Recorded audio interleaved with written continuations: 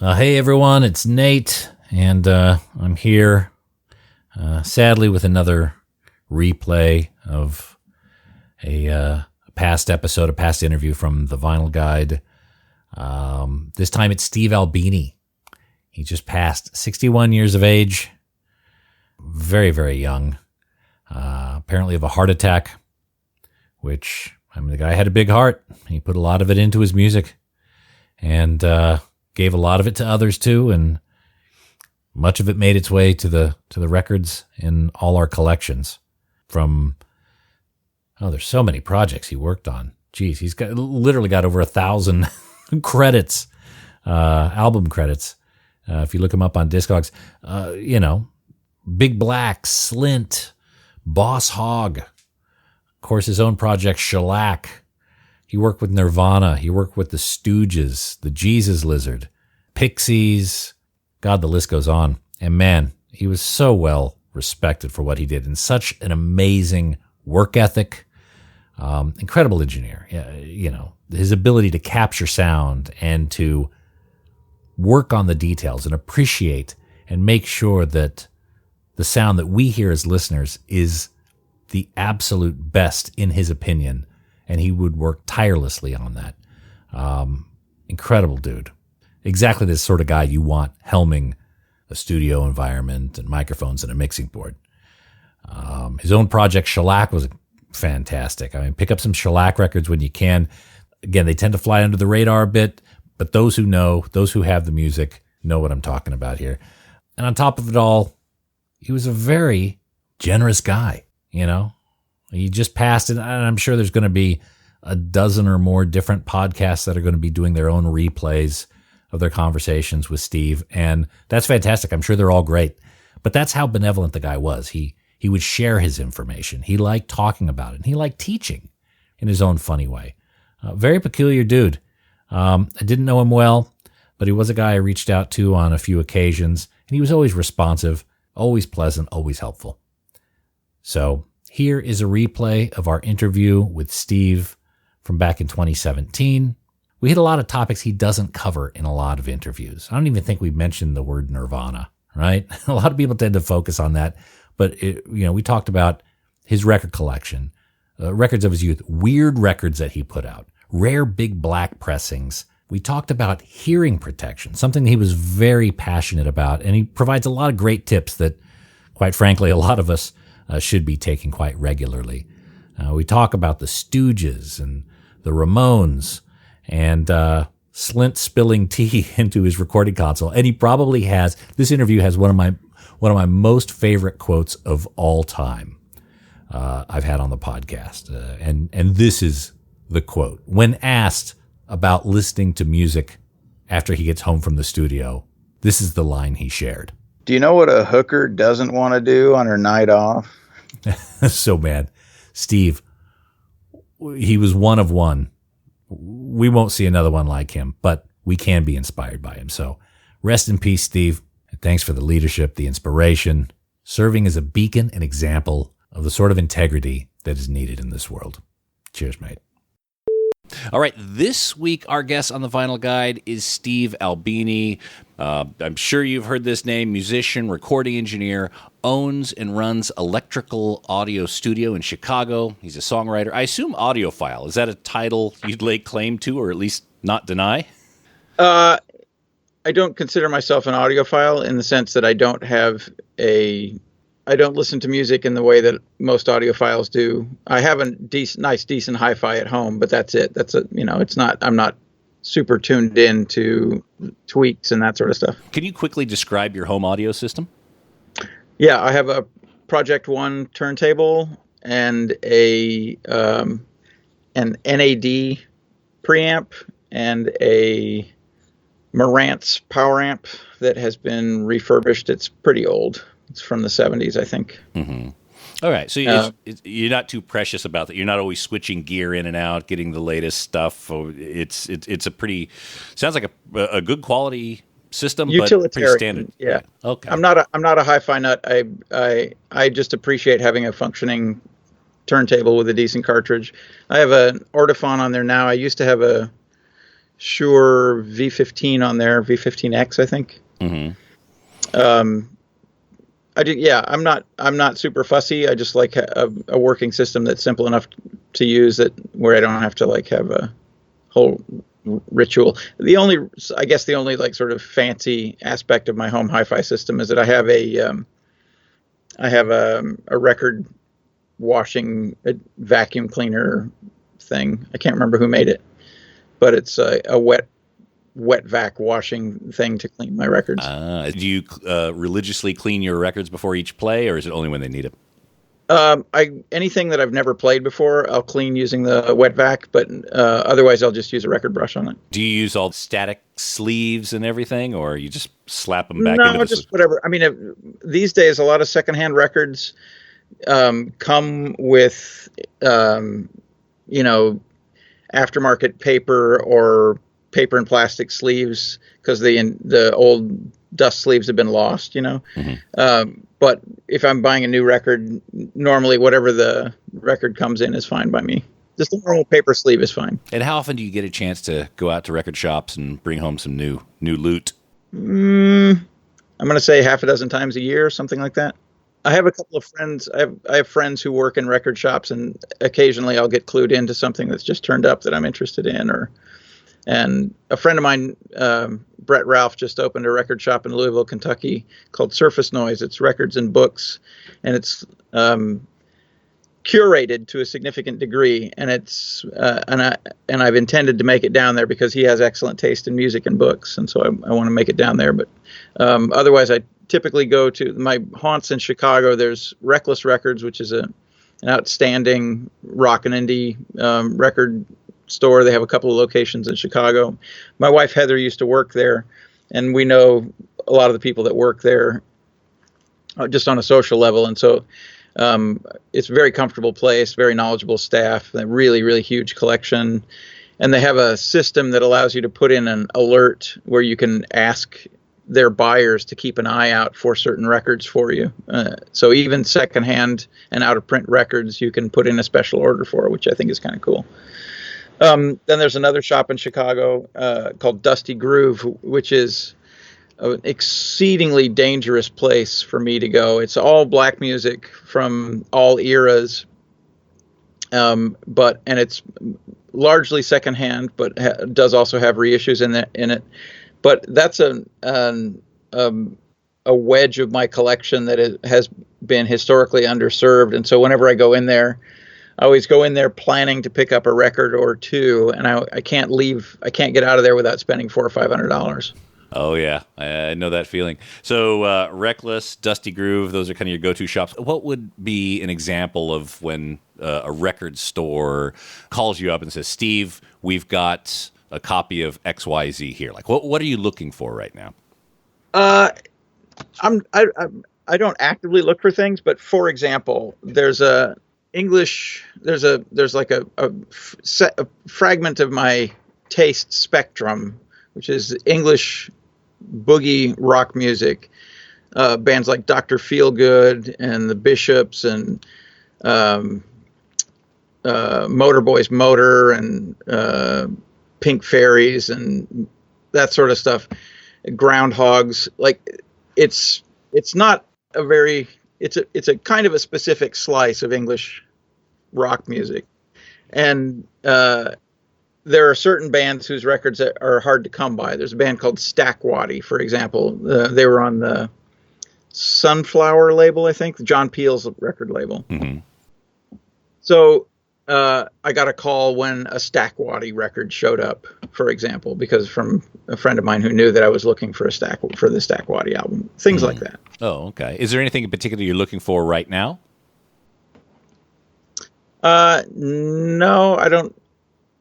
I'm not actively looking for anything. I just like whenever I go out and thumb through records, I'll surprise myself at seeing stuff that that hadn't crossed my mind in years, and I'll be like, oh, suddenly I'm curious about the band Hollywood Autopsy, a name that I remembered from the early '80s, but never heard their music. Like, oh, look, there's a Hollywood Autopsy record. Now I guess I have to buy it and listen to it. That's a great feeling, going to a record store with nothing in mind and just letting the universe provide something. Yeah.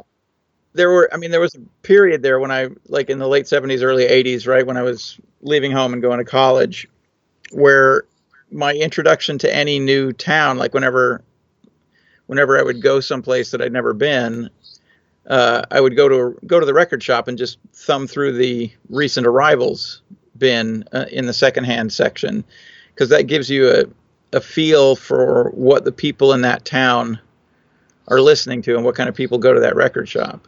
And that was actually pretty enlightening in places like Columbus, Ohio, for example, which is a college town, but turned out to have, really fantastic record stores and very, progressive tastes in music. Same with Minneapolis and St. Paul. Mm-hmm. Like the record shops there were, head and shoulders better than record shops in similar sized towns elsewhere. How large is your record collection? I won't say just records. I'm assuming there's CDs and all sorts of other things there, but not a lot of CDs, honestly. My wife and I both had like I said, she worked at Reckless Records for a while, so she would siphon off some of their more interesting records for herself.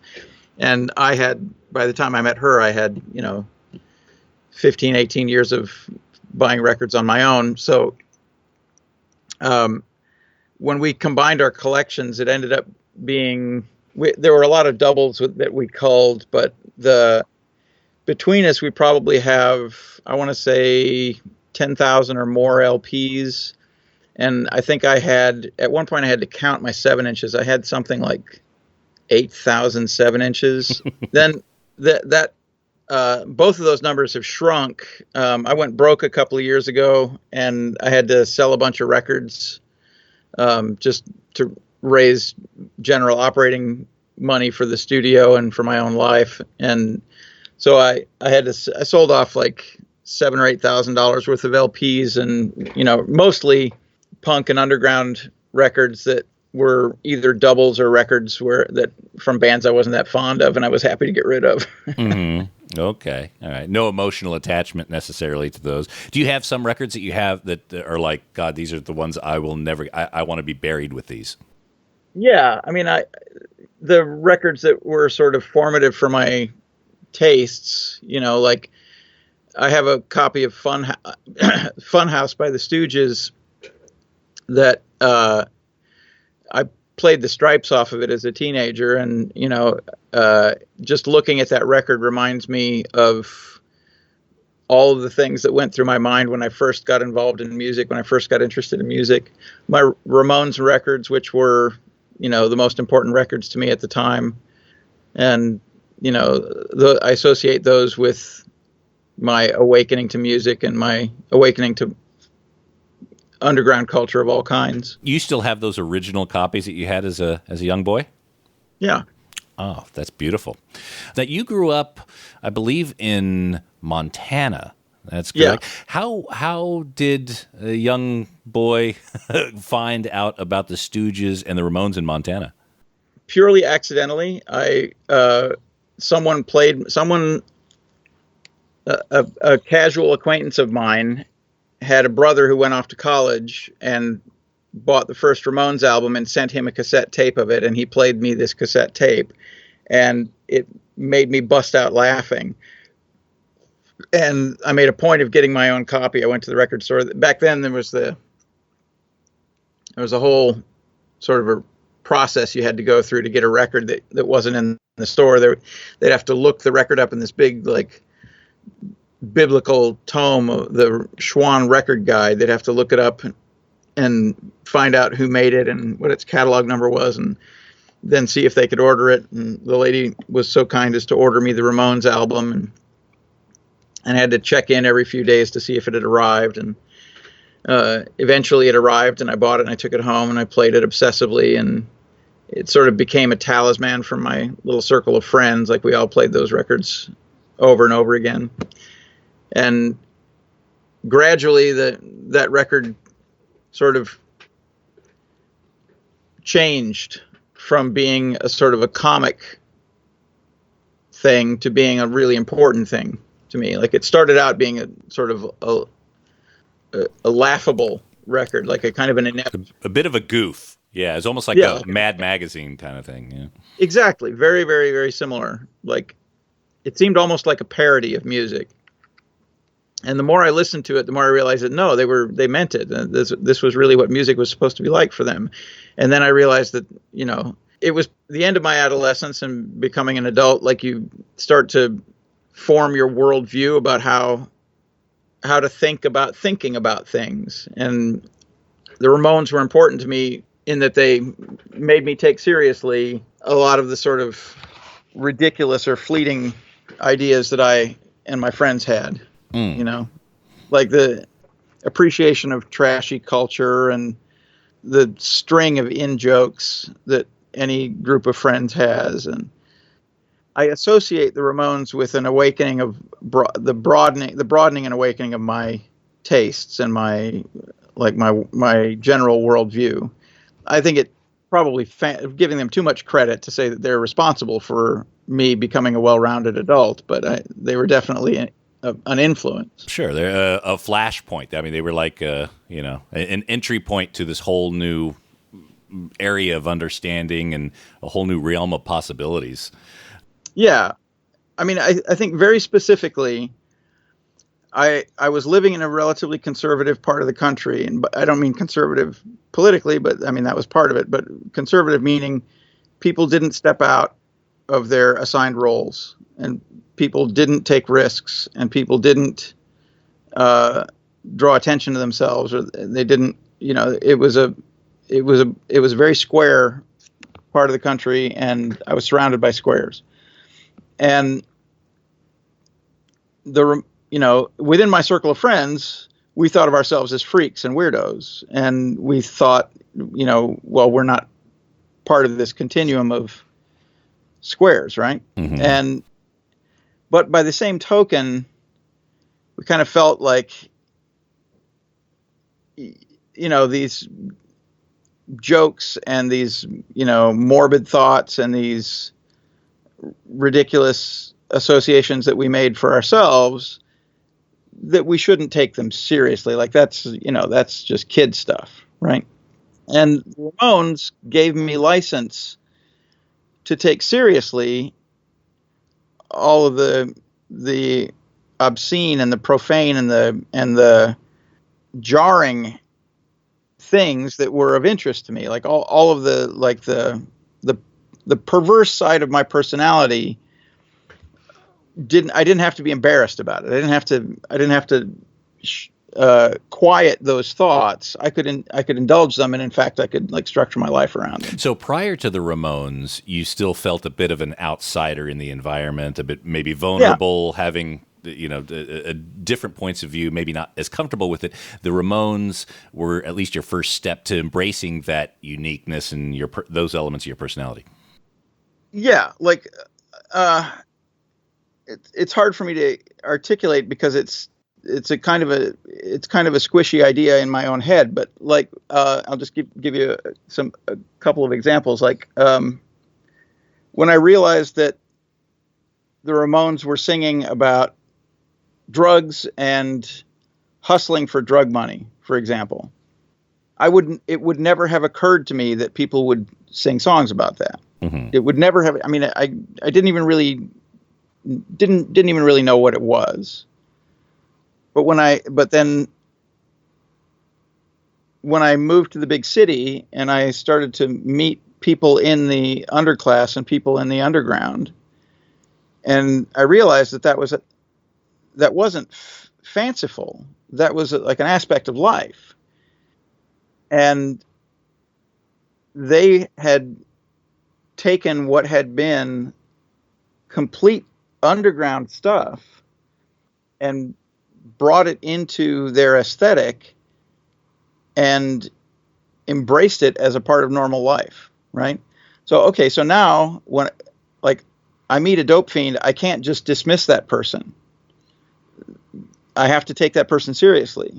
Mm-hmm. Or I guess what it was it it made it so that things that were marginal and outcast and things and people that were objects of ridicule or that were not to be taken seriously by straight society, it gave me license to take them seriously and to think about them and to evaluate these people as real people and not as caricatures. Right. Yeah. It allowed you to be able to have empathy and to understand that they have their own reality they're working with. And just because, we're brought up with a certain set of values doesn't make ours correct. Yeah. And it went hand in hand with me becoming more enculturated into the music scene in Chicago, which was the punk scene in Chicago was the dregs of society. Like all of the misfits and outcasts sort of gravitated toward the punk scene in Chicago, like literal petty criminals, people who would break into an empty apartment so they would have a place to sleep. People, I had a girlfriend who had been an occasional prostitute. That sort of thing I would not have even fathomed such a thing.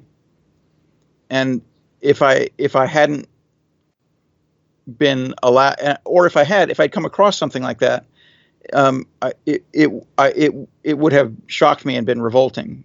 Or I would have shunned those people. You would have judged it. Yeah. But because they were now part of my peer group, and it was now part of the world that I was in, I had to take those people seriously. I had to allow for a much wider range of human experience than I would have otherwise. When you arrived in Chicago, you were already playing music or writing music, or where exactly were you at in the continuum? Yeah, I want to say I was 17 years old, and I had been in what we had tried to construct as a punk band in Montana, and then basically did nothing, went nowhere. And then I came here to Chicago, and I started going to shows, started meeting other people involved in the music scene, started trying to play music with other people. A year or two later, I ended up being in a band. And then from that, after I got kicked out of that band, I started my own band, Big Black. And from then on, I've basically been making music continuously since then. That would have been around 1981, 82 is when I started doing stuff as Big Black. Regarding Big Black, the first release, and this is, again, I don't have a copy of this. This is just from online research. Let me read you this. The first release of Big Black, the Lungs EP, the original EP came with an array of objects, including loaded squirt guns, bloody pieces of paper. Apparently one of your friends had a nosebleed, dollar bills, condoms, concert tickets, Bruce Lee trading cards, pictures of old people and firecrackers. And it goes on to say things like fish hooks and razor blades were discounted, fearing lawsuits. Well, I should say the fish hooks, razor blades, and there was, can't remember, the fireworks, fish hooks, razor blades, and the like bloody bandages and stuff. All of that stuff was put in the records as inserts, and they were sent off. There were a few of the distributors that ended up with the records that went through them and took out anything that seemed harmful. Okay. We didn't stop doing that. Right. But there were a couple of record distributors that said, "Hey, can you not send us records that have bloody gauze in them," and things like that. It just makes me laugh. So it was more, there was the music, but it seems like just with some of those elements, it's like a performance art piece. Is that how you guys were seeing it, or what's the thinking behind it? Yeah, so, I mean, at the time there was a lot of experimentation with what constituted a record. That you were like, when you'd buy a record, what do you get with it? Like you would get a record with a sleeve, and sometimes there'd be an insert, or if you were lucky, there would be like a poster, or and the first Big Black record, we I say we, but it was me basically. I was into the idea of making each of the records unique and making each of the records somehow directly personally related to me, and eventually like to make it so that whoever bought the record would have this direct personal relationship with me through having bought the record. I had gotten the first single by the band The Meat Puppets, and inside the single there was a piece of notebook paper that had a little obscene cartoon drawn on it by one of the Meat Puppets, and I was very fond of that. I thought that was and I loved that record, and I loved that drawing, and I associated that effort that had been put into that with part of why I love that record. Like, they had gone through the effort of making a little drawing and folding it up and putting it in the record for me. Mm-hmm. And not knowing me, they had no reason to think that it was. Yeah, it's like a message in a bottle. Yeah. But it's not even, but it's not even, it's not like there was a message in there like, I'm trying to communicate with you. It was just a very small gesture of direct personal creation and contact. And I appreciated that. And I wanted to do something like that with my band. And how many of those initial records were made? I imagine the band kind of all got together and started putting all the packages together at one time. Do you remember the quantity? The first Big Black record was just me. Like, I'm the only person that played on it. And then after I made that record, I was able to recruit people to play in the band Big Black. So that first record was all me. And there was a company, the company that pressed it was called Queen City Albums, QCA. And they had a small price break at 1,500 records. Like, you could press 1,000. I want to say 1,000 records ended up costing something like $1,200 or $1,400. And then the next 500 was only like another $100. So I was able to just barely afford the 1,000, but I talked myself into getting 1,500. Today, Big Black records from the early days, they're collector's items. Some of them going for several hundred times their original value. How does that sit with you? Do you care at all? Don't care.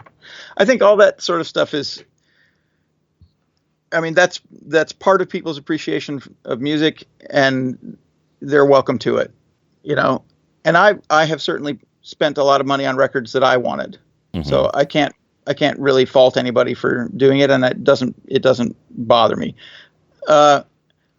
There several times I have sort of pranked that mentality in very subtle ways. The Big Black records were reissued on Touch and Go records in their original packaging, or as near original as we could muster. And at one point in the late 80s or early 90s, Touch and Go had run through their existing supply, and they were going to repress the Lungs EP, the first Big Black record.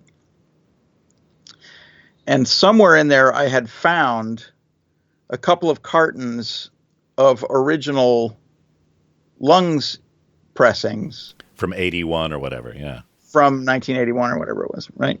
And so Corey just put those in with the other records in their normal distribution channel. So some people got the by then collectible $100+ version of the record for whatever normal wholesale was. You didn't add any bloody pieces of paper into those too, did you? I don't remember. I don't remember. All I remember was thinking, like, if I sold these individually on the collector's market, they would fetch kind of a lot of money. It would be really funny if we just shelved them with the normal record. So let's do that, That's great. That's very, very Banksy-esque. Well, if you would have put a couple cartons of those records, there's a better prank than that. There's a punk band from Deerfield, Illinois called The Mentally Ill, and they put out a single in, I want to say 1978 or 79, called Gacy's Place, about John Wayne Gacy, the serial killer, right? Grotesque record, one of my favorite records. It's a truly absurd slice of the sort of punk mania. One of the ugliest sounds ever, one of the rudest subject matters ever, just a real distillation of the, punk of the moment not giving a shit, right? Mm-hmm. Fantastic record. Truly, truly hideous record. When they put it out, they pressed it up themselves. They had no idea how to sell it or to whom they would sell it. I think they made 400 copies of it. Absolutely no idea how to get rid of them. So they went to like the local chain record stores. I think Rose Records was the regional chain. And they just put their single in the singles bin with the other singles. They like reverse shoplifted their record into the record stores. Mm-hmm. So somebody going to, Sam Goody's or Peaches or whatever the fuck it was, like might buy the Lionel Richie single, or they might buy the Mentally Ill single. And then it would get rung up at the counter and they'd walk out with it in their little plastic bag. I think that's one of the most perfect bits of like sort of guerrilla band behavior that I've ever encountered. So I was in a very bad band when I was in high school, and we did something very similar because we printed up records. We had no idea how to sell them. We took them to the local record store, put them in the rack, and then we bought one we still have the sealed bag of it just because it's like, this is our first record sold. Wow, it turns out that was a thing, the reverse shoplift. I didn't know. Well, all this time I thought they'd invented it. No, as an artist, you want to see your work legitimized and put, and so if you see it alongside Lionel Richie or whatever like that, whatever was available at the time, you think, oh, wow, my record's now in a store. You could confidently say, my record's been sold at Rainbow Records or whatever like that. So bands do it all the time. They do consignments, but, I think more than half of them don't even collect the money. I always collected the money. It would never occur to me not to collect the money. There is money that was uncollected from 30 years ago that still burns in my heart. Yeah, it would never have occurred to me not to collect the money. I think it's more of it's not a whether they need the money or not. I think it generally comes down to organization. When they put 10 records in one store, 4 records in another, and then you extrapolate that by 20 record stores in the area, you lose track without a spreadsheet back in the day. So when it comes to your particular music listening habits, do you spend a lot of time listening to music? I imagine being in a recording studio, 12 plus hours a day, your ears get tired. Do you spend much time offline listening to new music? Nowhere near as much as I did when I was just a fan of music. Like when I was just a fan of music, I was constantly finding excuses to go to the record store or go see bands live or listen to music at home. And working as a recording engineer, working in this profession, it does change your relationship to music. And I now find myself not terribly interested in listening to music when I'm not at work. When I'm at home, if I've been if I have a day off, toward the end of a day off, I'll start putting records on with my wife. But if I've been in the studio all day, punishing myself with, rock music all day, and I get home, I make dinner, start relaxing, it's around midnight. There's no chance that I'm going to put records on at that stage. There was a guy named Malcolm Chisholm who was an educator at Columbia College in the recording program here. And he was often invited to go see live music by his students, and he always declined. And his stock line when he would decline was, "Do you know what a hooker doesn't want to do on her night off?" And I'm not quite as jaded as he is. Like, for example, I'm going to go see the band Neurosis. They are playing tonight, and they're friends of mine. I've worked on a bunch of their records. I'm a big fan. There's another band that I'm curious about that I've never seen live, Converge. They're opening for them. I'm curious about them. They've been around for a very long time, and I've heard their music, but I've never seen them live. So I'm going to go see them. So that's 2 bands in one night. Whoa, that's a really big night out for Uncle Steve. So I'll be going to see live music tonight. I'm going on tour next week, so I'll be seeing live music every day while I'm on tour. Other bands that we're playing with, for example. And just by nature of the fact that I work in a recording studio, I'm exposed to new music constantly. So I don't feel like I am insulated or isolated from the music scene that's around right now, but I don't actively pursue it the way I did when I was just a fan. As you age, and I think a lot of us are probably around the same kind of decade that you're at right now, early 50s. Many hundreds. Yeah. I've heard that. How has your hearing functionally changed? And are there different techniques you have for, I guess, dealing with that? That is an extremely interesting question, and one that I have spent a lot of time thinking about. I'm certain that my hearing is not as acute as it was when I was in my teens or in my 20s, just because I'm older. I have not had my hearing tested, and I am disinclined to have my hearing tested because I don't want to be making conscious compensations based on a figure on a test result. I feel like my hearing, as I get older, my hearing will get worse. And I feel like until now, I have been able to compensate for the most likely infringement on my hearing is that I'm going to lose high frequency response in my hearing. That happens with everybody over age, right? And I feel like my habits of being meticulous about sound quality are ingrained to the point where if I pay strict attention to what I'm listening to, I can discern differences that may have been more obvious with passive listening previously, but now I have to be slightly more active in my attention.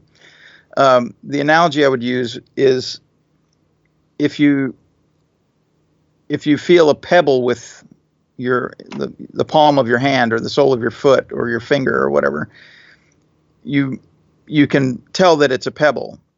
But if you use the tips of your fingers, you can feel the granular texture of the pebble, and you can feel in more detail, right? And I feel like, or if you're just glancing at something, you can see it. But if you focus the center of your vision on it, you can see it in much more detail. And I feel like I'm doing that with my attention span when I'm listening now. Like, rather than listening passively, if something catches my ear, I can concentrate on it, and using my concentrated attention, I can resolve detail that may not have been as immediately obvious as it would have been if my hearing were more acute. So I feel like by being an active listener rather than a passive listener, and by focusing my attention on the thing that I'm trying to listen to rather than listening passively and letting the sound strike me as it would, that I'm still capable of making fine distinctions as an engineer, and I still feel like I'm doing a capable and competent job as an engineer. There may come a time when I will not feel that way, and where I will feel that my hearing has been compromised to the point where it's irresponsible for me to be making records for people. And long ago I made up my mind that if I got to that point, that I would stop. And I am regularly interrogating my results and my practices to see if I can detect a failing. Like, I'll make a small change in the tone of something using an EQ, and I will try to be as cold-blooded as I can about what I'm listening to and whether I'm able to discern good and bad effect with critical detail. And as long as I feel like I can still make these fine distinctions and still focus my attention in order to hear in detail to the degree that's necessary as an engineer, then I'm going to carry on. And that's a very similar approach that I've heard from other engineers who have worked in sound into their maturity, people like Al Schmidt and George Massenburg and Sir George Martin. Sir George Martin got to a point with his hearing where he couldn't hear well enough to function as a critical producer, so he had sort of deputized Jeff Emmerich to listen on his behalf, and he would listen to the extent that he could, but Jeff Emmerich would work on the details. And that's a kind of a symbiotic or sort of a workload sharing that I don't think I could do. So George Martin was able to work well into his maturity, well past the point where his hearing was compromised, because he had a partnership that he could rely on. Mm-hmm. And the people that he was working with trusted him and trusted his instincts in that regard. I don't feel like I could do that. I feel like I have to be critical of my own capabilities. And if I feel like I'm not up to the job, like Joe DiMaggio taking himself out of the game, I feel like that's my obligation. I can't inflict an inferior job on my clients out of vanity or out of, stubbornness. I feel like I have to be very critical about my ability. Sure. Yeah, I totally hear what you're saying. I'll devil's advocate for a minute. That stubbornness, that's a personal choice at the end of the day. There is the ability to, like you say, deputize someone, or to be able to start bringing up an apprentice to eventually be that second. You've got other people around the studio that help you with other functions. Why not start to develop someone who can help you in an area that require that sort of help? So you could still play your position, play the role, but perhaps defer part of that. That's not a comfortable spot for you? I have never been comfortable delegating something that I feel like I have an intimate knowledge of. I've never felt comfortable delegating things like that to somebody else. And more importantly, I need to be 100% certain about technical decisions that I make. Mm-hmm. If I'm making them based on my own observation, then I am 100% certain of them. If I am hoping that somebody else gets it right, I would not be 100% certain, and I would feel fraudulent working for people under those circumstances. So I feel like I have to carry on working, partly due to the financial burden that I've strapped myself with, but primarily because that's my profession. That's all I know how to do, really, is make records for people. So I'm going to carry on making records for people. But I had decided long ago that if I felt like I was not the best person to be doing that job, if I felt like I was compromised in any way, then I would stop, because there are certainly other things I could do with my time. Mm-hmm. I've not spent nearly enough time with my wife, and the older we get, the less time we have to spend together. So I could just do that. I'm an avid woodworker. There's furniture. There's plenty of furniture left unmade. There's, You're quite the chef. You have quite a few interests. Now, going down that lane, the option now is to protect and prolong the hearing. When you're going to go see Neurosis tonight, or when you're going on tour, what sort of tactics do you use to preserve that? I carry earplugs with me all the time. I have earplugs in my pocket now, and I will be wearing earplugs. Like when I go out into the street, when I ride my bicycle, when I go into any public place where there's going to be noise, I wear earplugs. I don't wear the attenuators, the sort of clinical attenuators that bring the sound down by a few dB. I wear foam rubber earplugs that knock it down 20, 30 dB. Like I'm limiting the sound exposure that I have when I'm not working, basically, or when I'm not at home. When I'm on tour with the band, in the van traveling between gigs, it can be a noisy environment. I'm wearing earplugs. When we're in the club, loading in during sound check, or setting stuff up, there's playing music through the PA. When I'm in the crowd before we play, backstage where it's a noisy environment, any noisy environment, any environment that's got clatter or invasive sound, I'm wearing earplugs. I'm a card player. I play poker as part of my livelihood. So if I'm in a casino playing cards, or if I'm in a card room, even in a private game, it's generally a noisier environment than my home. I'm always wearing earplugs. When I'm traveling in a car, if the windows are open in the car, or if there's, traffic noise or whatever, I'm wearing earplugs. Essentially any non-critical place that you have. Exactly. Yeah. Now, and so my band, Shellac, when we play, our stage volume is not terribly loud. Like I have an amplifier, Bob has an amplifier, but we don't use stage monitors. A lot of bands have foldback monitors that are blaring at them at essentially concert level. We don't use monitors in that way. I'm listening to the acoustic sound of the drums and the acoustic sound of Bob's bass amp and the reflected sound of my own singing from the PA. I don't have monitors blaring at me. So our stage volume is quite comfortable. And while we're playing on stage, I don't wear earplugs. Literally every minute from when I arrive at the venue until I leave, other than when I'm on stage, I am wearing earplugs to protect my hearing from all the ambient sound. Mm-hmm.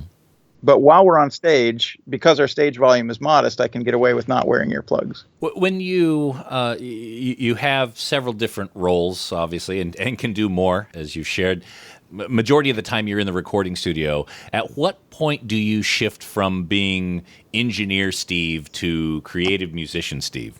I was discussing this with somebody else. Earlier. I see them as being essentially divorced from each other. Like when I'm in the studio working for another band, I am their employee. I am working for them to make their record however they want to make it. When my band is in the studio, or when my band is on stage, or when my band is in rehearsal, it is a completely selfish enterprise. We are only thinking about ourselves and each other. We're only thinking about our own music and each other's ideas. I don't have enough capacity to consider any other thing while I'm working with my own band. So, for example, when Shellac is in the studio, the beginning of the day, the setup and the sound check and all that sort of stuff, I'm behaving like an engineer. Like we assemble all the gear, we get everything rigged up, get everything working, get the headphone mix running. At that point, someone else comes in to operate the tape machines, and I become a band member, and I basically don't think about the engineering tasks from that point on until we're finished. That takes incredible discipline to be able to just shift that. How do you do that? It's a conscious decision. You just decide, all right, I'm through with that. I am not going to think about it again. And then, in an emergency scenario or if something goes wrong, you obviously have to switch roles or whatever. But what I can't do, some people can divide their attention between a bunch of different things. And, part of their mind is working on this, part of their mind is working on that. I'm poor at that. So what I do is I focus on the one task that I'm doing at the moment, and I consider that like my entire, that's the focus of my attention is that one thing. And then when I'm done with that one thing, I'll move to something else rather than be thinking about two things at once. I find it very, very difficult to split my attention between multiple things. And I imagine you window out time specifically just for shellac to say this set of these 2 weeks or whatever, I'm just going to be focusing on this rather than going back and forth between studio and. Exactly. One of the circumstances about having my time scheduled very tightly, like typically my time is spoken for months in advance. As an engineer, people book me, 3 to 6 months in advance. Mm-hmm. So my calendar is quite full most of the time, but it's quite obvious what days I am working and what days I am not working. And if I schedule something 3 months down the pike, I'll know that it's coming. Like, oh, there's going to be a 3-day shellac weekend here. Then when we get to that 3-day shellac weekend, I've obviously got all of my other shit out of the way. And I'll have nothing else on my mind for those 3 days. Mm. And then at the end of those 3 days, I get back to work, and I'm doing nothing but work until I get to another break in the schedule. I can't do anything spontaneously.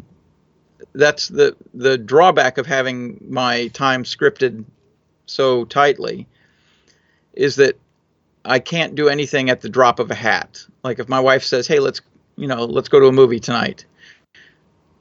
Unless it happens on a day off, the day that I had scheduled as a day off, my hands are tied. I basically can't do it.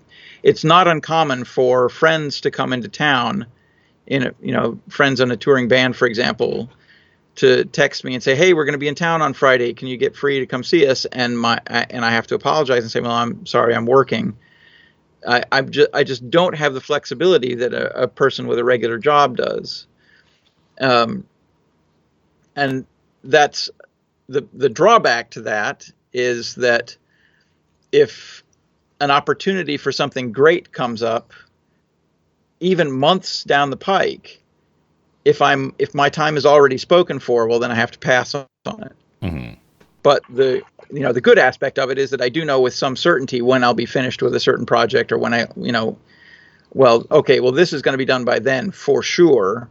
So that means a week later, when this other thing happens, there won't be anything impinging on it. Steve, is this your way of telling me that since we only have 5 minutes left in our scheduled interview that you can't go over? No, I mean, I'm going to have to go to the toilet eventually. But no, that's fine. Look, I want to respect your time here. I just have a few questions here that were sent in from listeners. Sure, tear it up. Karen from Brisbane, Australia. What's the best rumor you ever heard about yourself? I have heard on 2 occasions that I have died. Mm. Prior to the advent of the message board culture on the internet, there was a protocol called the listserv, where you would get email exchanges from people who were members of the same listserv, and there were listservs that were, groups interested in different things. And I was on a music one called the Chug Changa list. And on the Chug Changa list, there was a flurry of activity relating to me having been killed in a car accident. And I, as a member of the list, I could immediately disabuse people of that notion and say, no, I did not, in fact, get killed. The other time that I heard about it was when I got a phone call from somebody asking me if I had been killed. And I had to tell him that no, I had not been killed. Let me check. I'll get back to you. Yeah. Okay. Ben from Caldwell, Ohio. At some point in your life, who is a band you haven't worked with that you'd like to? There's a kind of a pantheon of people whose records I've always admired and people whose behavior I've always admired and thought that I would work well with. I've mentioned these names many times. I think I would have worked well with AC/DC in their classic period.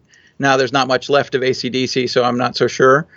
I think Crazy Horse's records were touchstones for me. I just love the sort of free and casual quality of the playing, and I think they sound fantastic, and I would love to have had a chance to work on a Crazy Horse record.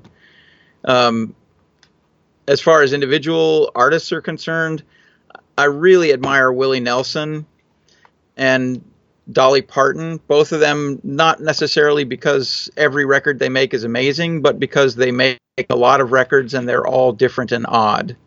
And I think I would have been able to do justice to a Willie Nelson record, for example. But those are, that's all kind of pie in the sky dream ideals sort of stuff. I've had the opportunity to work with people who were literal heroes of mine. We mentioned that how much the Stooges Funhouse, how much that record meant to me as a kid, and how much it sort of helped to define what music meant for me. And then, a few years ago, I got a chance to make a record with the Stooges. Iggy Pop and the Stooges made a record here at our studio, and I got to spend a month with them. And it was literally an adolescent dream come true, like something that could be described as a fantasy come to life. It was an amazing experience. Was it everything you thought it would be, or is it kind of one of those, be careful of meeting your heroes situations? Every one of the Stooges was as great at what I thought, like Ron was as great a guitar player as I thought he was, Scott and Ron were both incredible. Like being around the Stooges, being the Stooges was just incredible. And Iggy Pop was exactly what I imagined he would be like as a person. He wasn't wearing a shirt most of the time. He was, super engaged, really like dancing along, leading the band, singing his vocals live with the band. Like the record itself, whatever, it has its charms, but it can't compete with some of the greatest records ever made that the Stooges made in their heyday.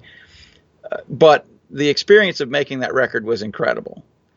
Getting to meet Scott and Ron and Iggy, and especially for Scott and Ron to get to see their band appreciated to a degree that it hadn't been when they were in their heyday. And, for them to get to play shows all around the world in front of adoring crowds before they died, like what an amazing experience that must have been for them, and how satisfying that must have been, All right. And so let's hope Willie Nelson calls you shortly. All right. Last question. Greg from Los Angeles. This is good. Greg from Los Angeles asks, Steve, has anyone ever spilled anything across the recording console? Yeah. Several times, actually. I want to say like 1985-ish, I was doing a record with the band Slint at a studio called Studio Media in Evanston, which is a suburb of Chicago. And their drummer was a kid named Britt Walford, and he had a mug of tea with milk in it. And he sat down at the console, and almost instantly after sitting down, dumped the entire mug of tea into the console, like into the channel strip area of the console. And the console immediately started whining, and there was a shrill screeching started coming out of the monitors. I leaped over the console and hit the power supplies to shut the console off, right? Mm-hmm. Mm-hmm. And then we spent the better part of an hour pulling modules and scrubbing them and spraying them with contact cleaner and that sort of stuff. In the end, we got back to work and made the record, and it wasn't that big of a deal. And at the time, and even now, I couldn't tell you if it was intentional on his part dumping the mug of tea into the console. Oh, so in the end, it could have been deliberate. It wasn't like a foot hitting it and knocking it over. It was. I mean, I want to believe, and I do believe, that it was accidental, that it was like some kind of a gesture on his part that got away from him.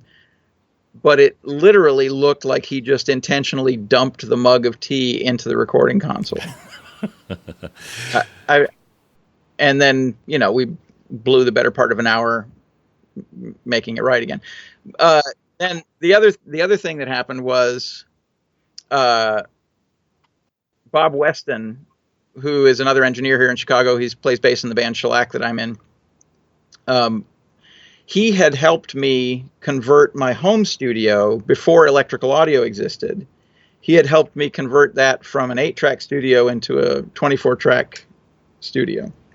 And after that conversion, I had to leave town for some reason. I can't remember what. Like, I was working on a record elsewhere. But he was still coming to the house and working in the studio periodically, like making records for other people. And at some point in my absence, he apparently spilled a Diet Coke into the fader panel of the recording console.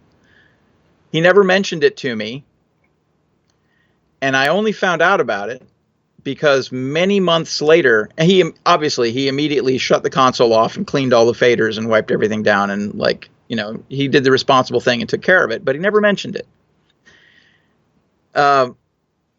Many months later, a small amount of residual Coca-Cola syrup managed to ooze its way out of the trough where the faders were held. And I kept having to wipe this brown ooze off of the bottom of the fader panels and off of the bottom of the fader panel or the bucket that the faders were in. And at one point I asked Bob, who was still sort of the de facto technician at the studio there, I was like, there's some kind of brown ooze coming out of the console. You thinking like here. a capacitor may have exploded or something? Yeah, maybe there's some lubricant on the faders that got gummy, or like something was like, you want to take a look at it, and that's when and his face kind of fell, and he said, "Well, I have something to tell you." All right. Well, the gear survived, and so did no harm, no foul. So glad to hear all that gear works. Steve, thank you very much for spending time with us here on the Vinyl Guide. I know you're a busy guy, and I'll let you get back to it. And be careful with your cup of tea around the console, will you? Yeah, I'm irresponsibly cavalier about drinks near the console. I have no fear for some reason. Even though I've seen the destructive results, I still have no fear. I'm like stupidly irresponsible. Well, you're cheating the devil or whatever. All right. Thank you, Steve.